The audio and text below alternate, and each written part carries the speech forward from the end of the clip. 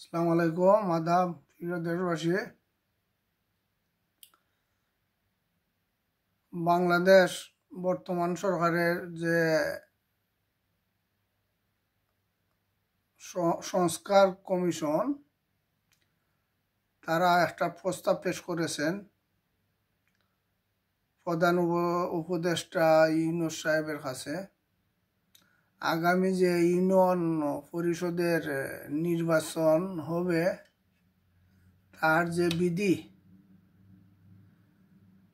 গুলা তৈরি করছেন, এখানে ইউনিয়ন পরিষদকে বিভিন্ন আরো ক্ষমতা দেওয়া হবে এবং একটা ইউনিয়নকে 11টা ওয়ার্ডে ভাগ করার প্রস্তাব করা হয়েছে।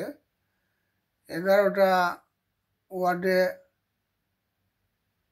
প্রতিটা ওয়ার্ডে একজন মহিলা একজন পুরুষ নির্বাচিত হবে। মোট 22 জন নির্বাচিত হবে সারা ইউনিয়নে। এই 22 জনের মধ্যে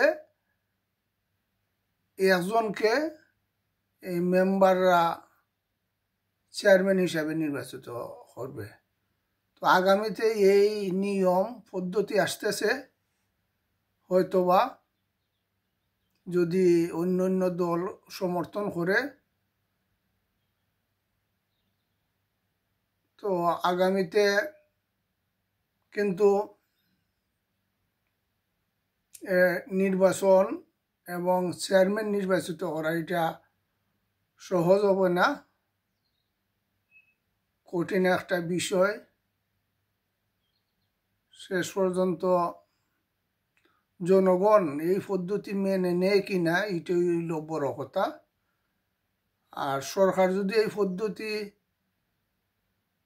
তারা নিয়ম করেই দেয় তাহলে এই পদ্ধতি মতোই আগামী নির্বাচন হবে, এটাই মনে করা হইতেছে। ধন্যবাদ।